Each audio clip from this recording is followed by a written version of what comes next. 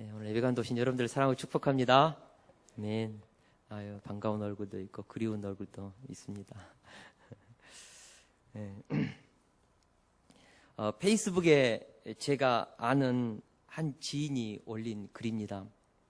세월호 사건으로 그 차가운 바닷속에 가라앉은 딸을 찾겠다며 회사에 사표를 제출한 아빠, 그리고 딸 잃은 심정을 내가 어찌 알겠느냐며 딸부터 찾고 이야기하자며 사표를 반려한 사장님, 세월호 침몰 200일 만에 기적같이 발견된 딸, 그러나 여전히 출근할 수 없는 아빠임에도 불구하고 계속해서 월급을 지급한 회사, 이것이 우리가 찾던 인간미 그리고 기업인의 윤리가 아니던가.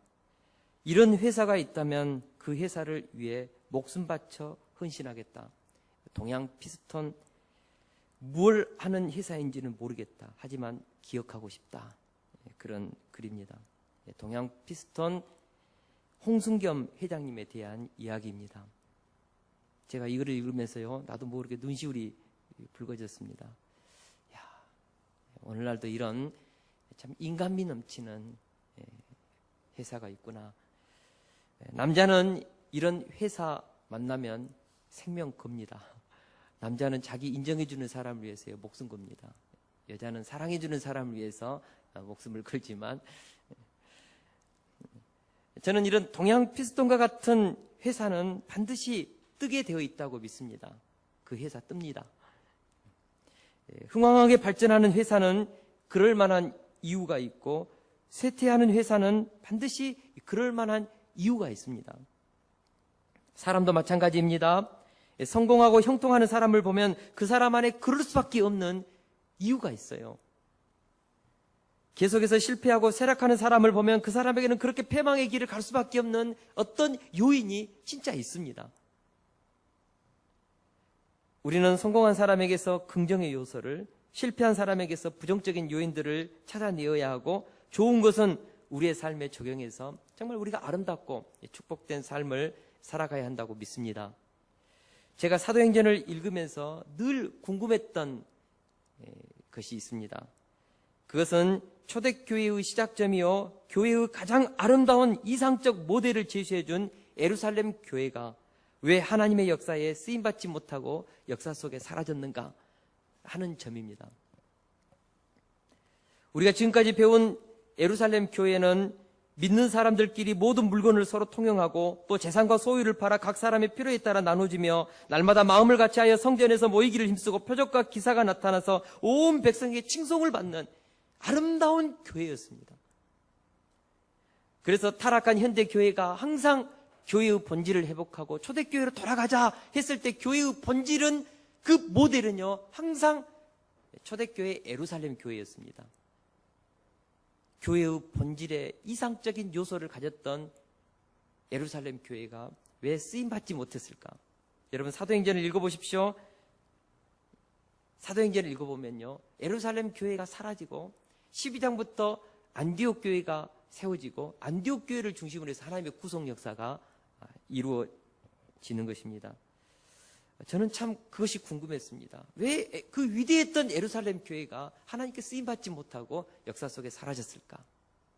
또 한 가지, 초대교회를 이끌었던, 부흥을 이끌었던 사도들을 중심의 교회 역사가 아니고, 우리가 사도행전을 읽어보면 7장의 스데반 집사, 그 다음에 8장의 빌립 집사, 그리고 12장의 바나바, 13장의 사도 바울, 이들이 초대교회 역사를 이끌어갑니다. 사도들이 아니에요. 베드로는 사도행전 12장에서 사라집니다. 왜 이런 일들이 일어났을까? 굉장히 궁금했습니다. 그리고 성경을 읽을 때마다 왜 초대교회 가장 이상적인 모델인 예루살렘 교회가 하나님께 쓰임받지 못했을까? 왜 사도들이 아니라 바나바라든지 빌립이라든지 사도 바울, 이들이 역사의 주역들로 쓰임받았을까? 굉장히 궁금했습니다. 제가 말씀을 묵상하면서 오늘 그 해답을 제 나름대로 찾았습니다. 우리 다 같이 1절에서 3절 말씀을 우리 함께 읽어보겠습니다. 시작.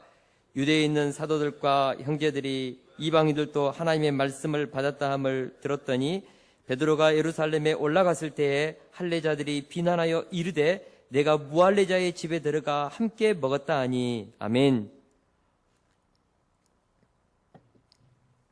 베드로 사도가 이방인이요 로마 백부장인 고넬로에게 복음을 전했고 그들이 성령 받았습니다.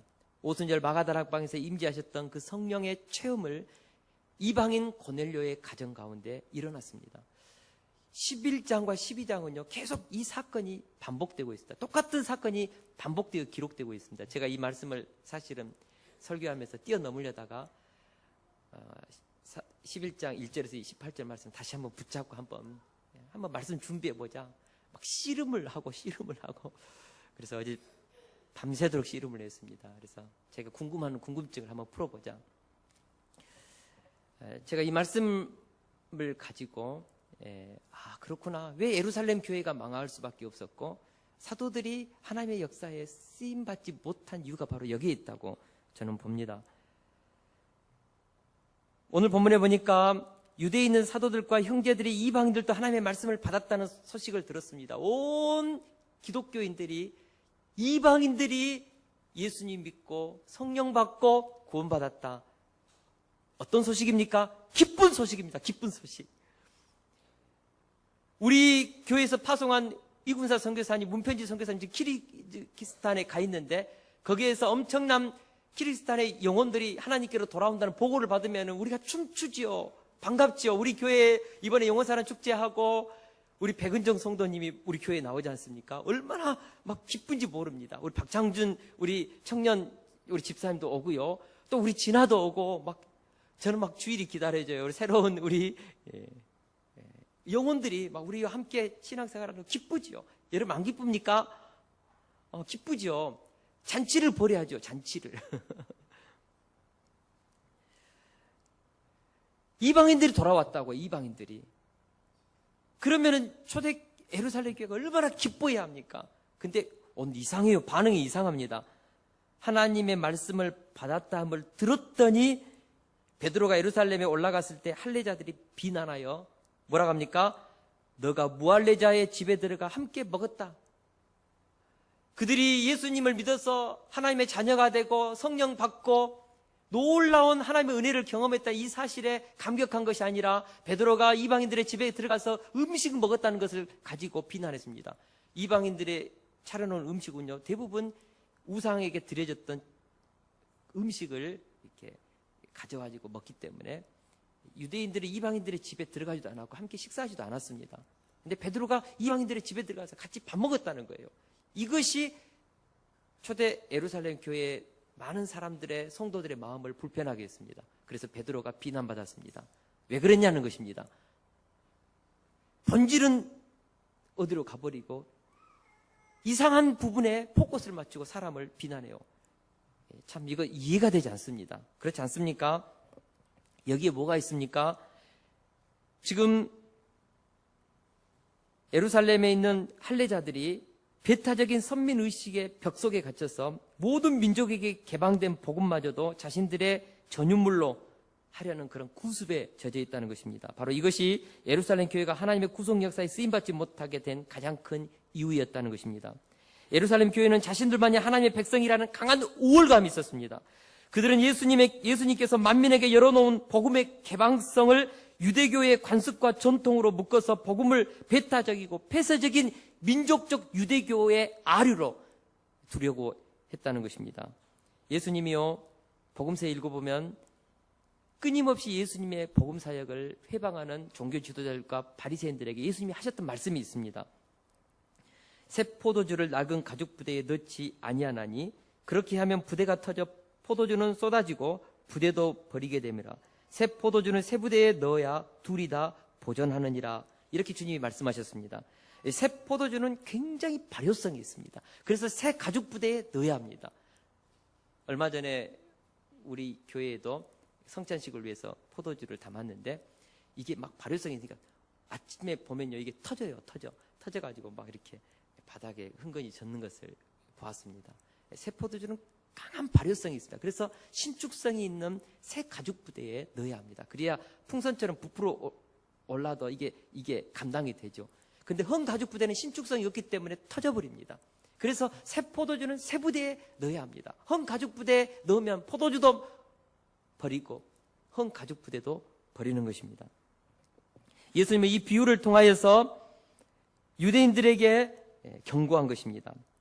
복음은 무엇입니까? 새 포도주와 같습니다. 복음은 새로운 진리입니다. 그동안 인류를 사로잡고 있었던 죄와 사망의 권세를 이기는 구원의 소식이었습니다. 결코 유대교에 예속되는 아류가 아닌 것입니다. 새로운 복음, 새로운 진리, 인간을 죄와 사망의 법에서 해방시키는 구원의 복음, 빛, 생명, 희망, 능력, 여기 예수 그리스도께서 우리에게 주신 복음에 있다는 것입니다. 근데 유대인들은 이 복음을 유대교라는 종교적 틀 속으로 가둬버리고 복음을 질식시켜버리고 복음의 생명력, 복음의 그 빛을 가둬버리려고 했다는 것입니다. 복음은 들어가는 곳마다 삶의 혁명을 일으키고 새로운 인간을 창조해야 됩니다. 재창조해야 됩니다. 막 복음이 들어가면요, 사회가 뒤바뀌고 국가가 뒤바뀌고 민족이 뒤바뀌고 조직이 뒤바뀌고 가정이 뒤바뀌고 막 바뀌어요. 이게 복음의 혁명성입니다. 이 복음의 혁명성을 초대 유대 예루살렘 교회 성도들이 질식시키려 했다는 것입니다. 예수님은 제자들에게 유언적인 부탁으로 하늘과 땅의 모든 권세를 내게 주셨으니 너희는 가서 모든 민족을 제자 삼아 아버지와 아들과 성령의 이름으로 세례를 베풀고 내가 너에게 분부한 모든 것을 가르쳐 지키게 하라. 예수님은 모든 민족이 다 구원받기를 원하셨습니다. 그래서 우리 주님은 부활 승천하실 때 또다시 제자들에게 유언적으로 마지막 부탁을 하십니다. 오직 성령이 너에게 임하시면 너희가 권능을 받고 예루살렘과 온 유대와 사마리아와 어디까지요? 땅 끝까지 복음을 증가하는 것입니다. 복음은 유대 지방에 갇혀서는 안 되는 것입니다. 유대를 뚫고 유대라는 문화와 유대라는 관습을 뚫고 어디로 가야 됩니까? 유럽으로, 아시아로, 남미로, 오세아니아로, 아프리카로 온 인류를 구원해야 될 복음, 이 복음을 증가라고 했습니다. 그럼에도 불구하고 예루살렘 교회는 여전히 자기중심적인 우월주의에 빠져서 이방인들에게 복음 전하는 일에 마음을 열지 못했다는 것입니다. 이것은 베드로도 마찬가지입니다. 베드로 안에 굉장한 유다이즘이 있습니다. 그래서 하나님께서 오직에 있으면 환상을 통하여, 보자기 환상을 통하여 그곳에 온갖 더러운 짐승들을 보자기 속에다 넣어놓고 잡아먹으라. 오 주님, 저 먹을 수 없습니다. 내가 깨끗하게 했다. 내가 깨끗하게 한 것을 네가 속되다 하지 말라. 베드로가 그래도 3번이나 거부했습니다. 베드로의 마음 가운데 깊은 유대교적 정결의식, 유다이즘이 팽배해 있었다는 것입니다. 갈라디아서 2장 12절에 보면 베드로가 이방인들과 함께 식사를 하고 있을 때 예루살렘 교회의 총회장인 야고보가 보낸 일행들이 곧 온다고 하니까 베드로가 이방인들과 식사를 하다가 슬그머니 문을 열고 밖으로 나가버렸습니다. 그랬더니 같이 식사를 하고 있던 바나바도요, 눈치를 슬금슬금 보더니 또 나가버렸습니다. 그러니까 옆에 있던 같이 식사하던 유대교 성도들도 그리스도인들도 그냥 나가버렸습니다. 이방인들이 이거 뭐야? 이방인들이 황당하고 당황했습니다. 이것을 바울 사도가 보고요, 베드로와 바나바에게 무섭게 책망하는 장면이 갈라디아서 2장에 나옵니다. 이때는 이미 초대교회가 훨씬 좀 어느 정도 진행됐던 상황입니다. 그때까지 예루살렘 교회가요, 강한 어떤 그런 이방인들과 음식 문제를 아직도 가지고 있었다는 것입니다. 베드로도 초대 예루살렘 교회로부터 비난을 듣기 싫으니까, 그리고 베드로 안에도 이런 것에 온전한 자유함이 없었으니까 그렇게 그 자리를 슬그머니 피했던 것입니다. 초대 예루살렘 교회는 유대주의적 배타주의가 너무나 강한 교회였습니다. 왜 예루살렘 교회가 하나님의 손에 사로잡혀서 쓰임받지 못하고 복음 역사의 주도권을 12장에서부터 등장하는 안디옥 교회에게 왜 빼앗겼을까? 저는 이것이 그들의 배타적 선민의식이라고 보는 것입니다. 이것이 마침내 하나님의 복음 역사도 회방하고 하나님의 뜻을 거스릴 정도로 강했다는 것입니다. 그래서 하나님은 예루살렘 교회를 쓸 수가 없었습니다. 그래서 예루살렘 교회를 버린 것입니다. 그리고 새로운 이방인의 교회 안디옥 교회를 하나님은 쓰셨습니다. 더불어서 유다이즘에 강하게 집착해 있는 사도들을 우리 주님은 마음껏 쓸 수 없었습니다.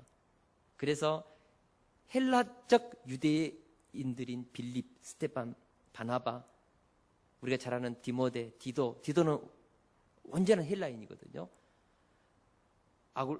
브리스길라와 아굴라, 누가도 헬라적 유대인입니다. 다 이들이 초대교회를 끌어가는 리더들로 쓰임받았습니다. 여러분, 새 포도주는 새 부대에 넣어야 합니다. 하나님은 예루살렘 교회가 변화되기를 원하셨습니다. 성령께 사로잡혀 쓰임받기를 원하셨습니다. 그러나 예루살렘 교회는 자기들의 그 편협한 민족주의, 배타적 선민의식과 이방인들에 대한 우월의식으로 인해서 복음이 이방인에게로 흘러 들어가는 것을 못마땅하게 여겼던 것입니다. 끊임없이 유대적 문화의 옷을 입혀서 복음을 전하고자 했다는 것입니다. 이방인들도 자신들처럼 할례하기를 원했고 자신들처럼 레위기 11장에 나오는 정결한 음식만을 먹기를 원했습니다. 여러분, 사도행전 15장을 이제 우리가 계속해서 사도행전 강해 설교를 하는데, 사도행전 15장에 보면요, 예루살렘 총회가 열립니다. 그 예루살렘 총회가 열린 이유는 바울 사도를 통하여서 엄청나게 많은 이방인들이 복음을 듣고 하나님께로 돌아오니까 예루살렘 교회 성도들이 마음이 불편한 거예요. 그래서 바울이 복음을 전하는 이 방식에 태클을 걸었습니다. 그래서 바울에게 요구하기를, 그들에게도 예수 믿고 구원받는 성도들에게도 유대주의적 전통의 문화를 지키게 해라. 유대교적 정결의식을 지키게 해라. 할례도 받게 해라. 새롭게 들어온 유대주의자들에게 이런 것을 막 굴레를 뒤집어 씌우자고 요구했기 때문에 이 예루살렘 총회가 열렸고, 결국 그 결정은 뭐였습니까? 결코 유대주의적인 문화의 옷을 이방인들에게 입힐 수 없다. 그 결정을 내린 것이죠. 만약 사도행전 15장에서 이방인들에게도 유대주의적 문화의 옷을, 정결의식을 지키자고 했다면 오늘 우리 예수 믿는 우리들은 어떻게 해야 됩니까? 세례 받기 전에 할례해야죠. 그죠? 그 다음에 우리가 좋아하는 삼겹살 파티 할 수 있습니까? 없습니까? 못합니다. 개고기 먹을 수 있어요? 없어요? 못 먹습니다. 근데 유대주의적인 그 전통의 옷을 제거시키고 모든 이방인들의 문화 속에서 자기 나름대로의 그 문화 속에서 복음을 받아들이되 복음의 내용만은 변질시키지 않도록 복음의 내용의 형식의 자유를 부여했다는 것입니다. 복음은 유대주의적 복음이 아닙니다. 복음은 만민, 아프리카인이나 아시아인이나 남미나 유럽이나 중앙아시아나 모두가 다 누려야 될 개방성 있는 복음이요, 만민의 복음인 것입니다.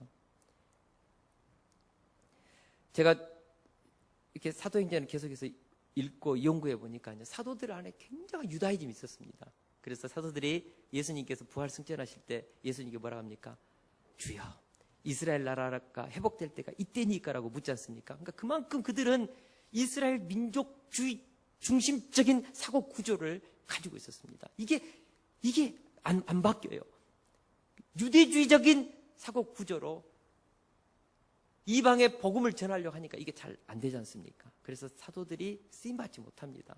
하나님은 사도 바울을 택해서 이방인의 사도로 새롭게 세워서 만민 복음 역사를 이룰 수 있도록 할 수밖에 없었던 것입니다. 우리는 솔개를 통하여서 자기 혁신과 변화에 대해서 많은 것을 생각해 볼 수 있습니다. 솔개는 우리에게 가장 장수하는 조류로 알려져 있습니다. 솔개는 최고 70년의 수명을 누릴 수 있다고 합니다. 그러니까 조류 중에 가장 오랫동안 사는 것입니다.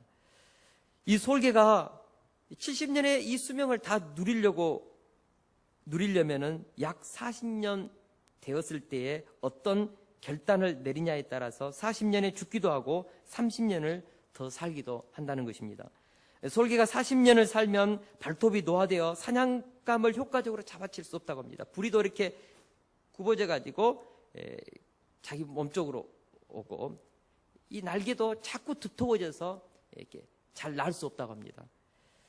그래서 이 솔개가 40년이 되면은 두 가지 선택에 직면합니다. 하나는 앉아서 죽기를 기다린 것이고, 다른 하나는 약 반년 동안 고통스러운 갱생의 과정을 수행한다는 것입니다. 만일 솔개가 갱생의 길을 선택했다면 그는 먼저 산 정상 북으로 높이 올라가서 그곳에 둥지를 틀고 고통스러운 자기 수련의 과정을 거치한다는 것입니다. 먼저는 부리로 바위를 쪼아서 자기 부리를 닿게 부시는 것입니다. 그러면 그 부리에서 새로운 그 부리가 나옵니다. 그것으로 자기 발톱을 또 다 뽑아낸답니다.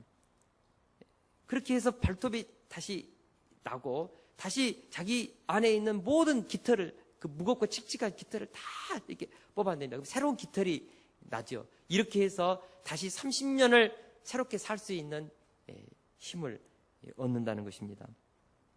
바로 이것입니다. 예루살렘 교회가 정말 하나님께 쓰임받고자 했다면 유대주의적 전통 관습과 인습으로부터 벗어나서 세계주의적 사고로 전환해야 하는 것입니다. 우주와 역사를 경영하시는 하나님의 마음을 품고 만민에게 개방되어 있는 복음의 효율성, 개방성, 그리고 융통성을 가지고 선포해야 합니다. 그러나 예루살렘 교회는 이러한 자기 변혁과 갱신을 하지 못했다는 것입니다. 복음을 받아들였지만 여전히 유대주의적 틀 안에서 받아들이고 해석하고 적용했다는 것입니다. 그러나 만민에게 복음을 전하려면 이방 문화의 틀과 관습도 이해하고 그들의 전통도 수용하면서 복음이 변질되지 않는 범위에서 마음껏 선포해야 하는 것입니다. 그래서 예루살렘 교회는 이 일을 하지 못해서 하나님께 버림받은 것입니다. 자기가 편한 유대주의적 방식만을 고집하면서 이방인들에게 무거운 굴레를 씌우고 이방인들을 힘들게 하고 상처 주는 이 예루살렘 교회, 하나님께 쓰임받을 수 없지요. 이 부분에서 바울 사도는 복음의 내용을 변질시키지 않는 범위에서 얼마나 자유롭게 복음을 모든 이방인들에게 전했는지 바울 사도는 다음과 같이 고백했습니다. 우리는 이 고백에서 바울 사도의 개방성과 효율성, 그리고 융통성, 온유한 섬김의 방법을 배울 수 있습니다. 고린도전서 9장 19절에서 23절입니다. 우리 같이 한번 읽어볼까요? 시작. 내가 모든 사람에게서 자유로우나 스스로 모든 사람에게 종이 된 것은 더 많은 사람을 얻고자 함이라. 유대인들에게 내가 유대인과 같이 된 것은 유대인들을 얻고자 하며 율법 아래에 있는 자들에게는 내가 율법 아래에 있지 아니하나 율법 아래에 있는 자같이 된 것은 율법 아래에 있는 자들을 얻고자 하며 율법 없는 자에게는 내가 하나님께는 율법이 없는 자가 아니요 도리어 그리스도의 율법 아래에 있는 자이나 율법 없는 자와 같이 된 것은 율법 없는 자들을 얻고자 함이라. 약한 자들에게는 내가 약한 자와 같이 된 것은 약한 자들을 얻고자 하며 내가 여러 사람에게 여러 모습이 된 것은 아무쪼록 몇 사람이라도 구원하고자 함이니 내가 복음을 위하여 모든 것을 행함은 복음에 참여하고자 함이라. 여러분 가슴에 와닿습니까? 눈빛을 보니까 막 번쩍번쩍거리는 것 같은데 굉장히 엄청난 말입니다. 이게 엄청난 말입니다. 바울은 모든 사람이 구원받기를 원하는 하나님의 마음을 품고 각 사람에게 맞춤식 섬김을 했다는 것입니다. 맞춤식 전도를 했다는 것입니다. 자기를 비웠다는 것입니다.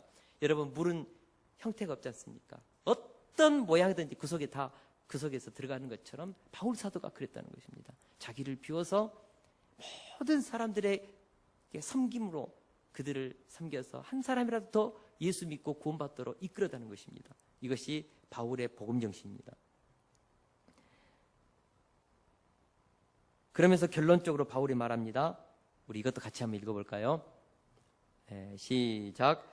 유대인이나 헬라인에게나 하나님의 교회에나 거치는 자가 되지 말고 나와 같이 모든 일에 모든 사람을 기쁘게 하여 자신의 유익을 구하지 아니하고 많은 사람의 유익을 구하여 그들로 구원을 받게 하라. 자기 유익을 위해서 신앙생활 하지 말고 남의 유익을 위해서 신앙생활 하라는 것입니다. 목회자는 성도를 살리고 영혼을 살리는 종입니다. 그래서 어쩌든지 살리는 말을 해야 합니다. 살리는 말, 생명의 말, 희망의 말. 물론 때로는 살리기 위해서 책망도 해야 되지만 그러나 목회자는 근본적으로 영혼을 살리는 주의 종이죠. 여러분들도 영혼을 살리고 생명을 살리고 그러기 위해서 우리는 섬겨야 되고 말을 내뱉어야 합니다. 할렐루야. 바울 사도가 그랬다는 것입니다. 이것이 바울의 스피릿입니다. 바울의 스피릿. 복음 스피릿. 섬김의 스피릿. 복음의 정신입니다. 자기 유익을 구하지 않고 자기 편리를 쫓지 않고 자기에게 익숙한 문화, 관습, 전통을 주장하지 않고 이방인들의 문화, 습관, 그들의 행동 양식을 수용하면서 복음만 받아들일 수 있다면 바울은 어떤 모습으로도 자기를 갱신하여 양들의 모습에 자기를 맞췄다는 것입니다. 안디옥 교회와 바울 사도의 특징이 무엇일까요? 복음이 전파되어 영혼만 구원받을 수 있다면 어떤 희생도 어떤 섬김도 어떤 요구도 다 들어주면서 하나님이 기뻐하는 복음 역사를 섬기겠다는 그 자세가 바울 사도에게 있었고 안디옥 교회에 있었습니다. 그러나 예루살렘 교회 그리고 사도들에게는 이것이 부족했어요. 쓸 수 없는 것입니다.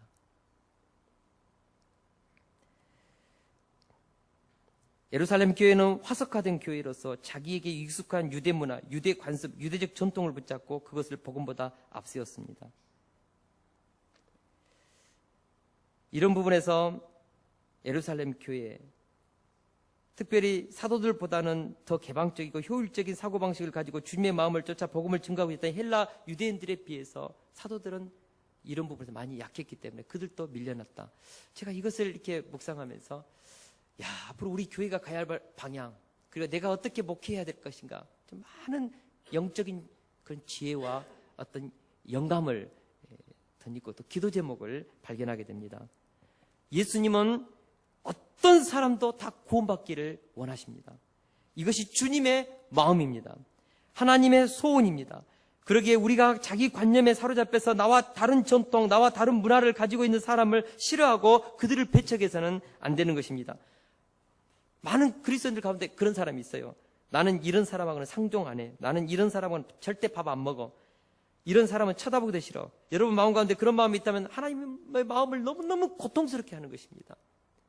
우리 그리스도인들에게 좀 기질이 다르고 나와 좀 자라온 환경과 좀 그런 가치관이 약간 틀리다 할지라도 예수 그리스도를 그에게 증거하고 예수 그리스도를 안에서 그의 생명을 살릴 수 있는 길이라면 어떤 사람하고도 식사할 수 있어야 하고 어떤 사람하고도 티타임 가지면서 대화하면서 그들을 섬기고자 하는 마음을 가져야 합니다.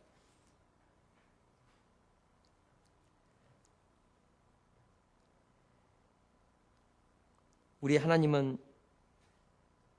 모든 사람을 구원하기 위해서 자기 독생자 예수님을 십자가에 못 박아 죽였습니다. 하나님은 그렇게 사랑하는 사람인데 자기 틀에 갇혀서 자기와 관습이 다르고 문화가 다르고 전통과 인습이 다르다고 그들을 밀쳐내고 그들과 식사하지 않는다면 그들에게 어떻게 생명의 복음을 전하겠습니까? 예수님의 복음은 결국 사람을 귀히 여기는 것입니다. 예수 정신, 복음의 정신이 무엇입니까? 사람을 귀히 여기는 것입니다. 사람을 귀히 여기는 것입니다. 할렐루야. 지금까지 도저히 수용할 수 없는 그 사람이 남편일 수 있고 아내일 수 있고 아들과 딸일 수 있고 이웃일 수 있습니다. 그러나 우리 예수님은 그런 그들에게 7번씩 70번이라도 용서하고 사랑하라고 했습니다.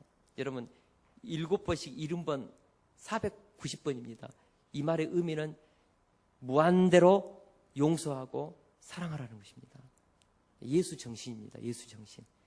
나에게 칼을 꽂은 사람도 내 자녀를 정말 아프게 한 사람도 용서하는 것. 이게 예수 정신입니다. 복음 정신. 예수님께서 십자가를 지실 때 이 세상에서 가장 나쁜 사람에게도 구원받을 길을 열어주시고 싶은 그 마음뿐이었다는 것입니다. 하나님은 모든 사람들이 구원받기를 원하십니다. 그들 중에는 내가 가장 싫어하는 유형의 사람도 있습니다. 그러면 내가 좋아하는 사람 위주로 인간관계를 갖는다면 하나님은 나를 통하여 다른 사람에게 다가갈 수 없습니다. 우리가 깨달아야 합니다.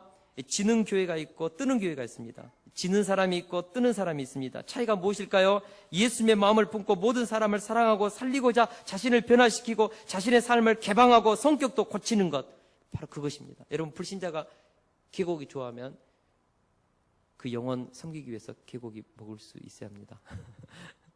그렇다고 우리가 마약하고 같이 술하고 그렇게 같이 죄를 짓는 선은 분명히 잡아야 하지만 우리가 어떤 영혼을 살릴 수만 있다면 그들의 모습으로, 그들의 모양으로 성육신에서 그들의 세계로 내려가서 함께 대화하고 소통할 수 있는 열린 마음, 개방성을 가지고 우리가 사람을 섬겨야 한다는 것입니다.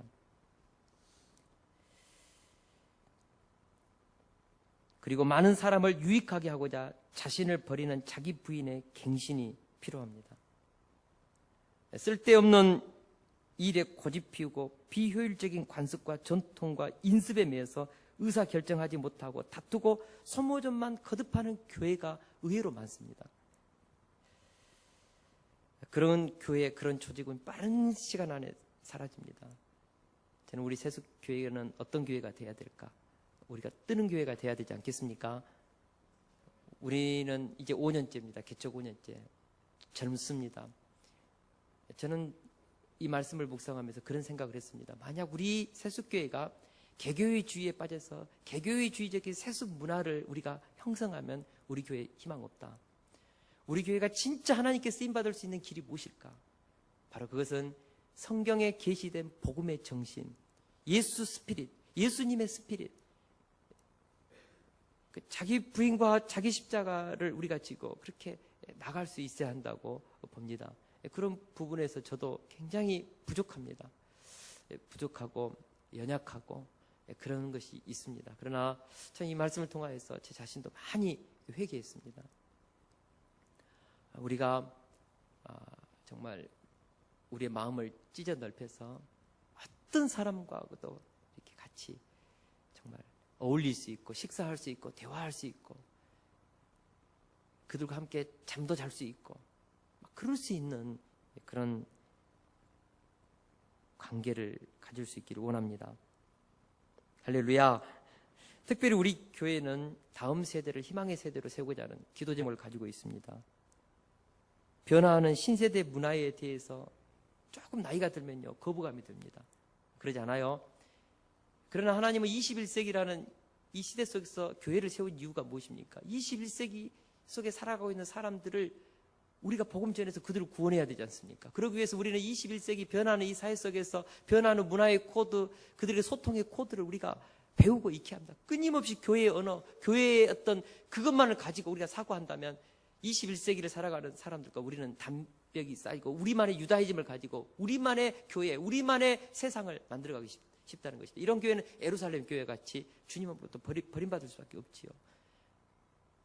제가 참 이 말씀을 이렇게 묵상하면서 정말 깨어 있어야겠다. 정말 고민해야겠다. 우리 교회가 정말 열려서 다음 세대들과 좀 어떻게 소통할 수 있는가. 특별히 우리 신세대들. 제가 가슴이 아파요. 우리 중고등부 청소년들과 소통을 해야 되는데 이게 그들의 언어를 잘 모르겠어요.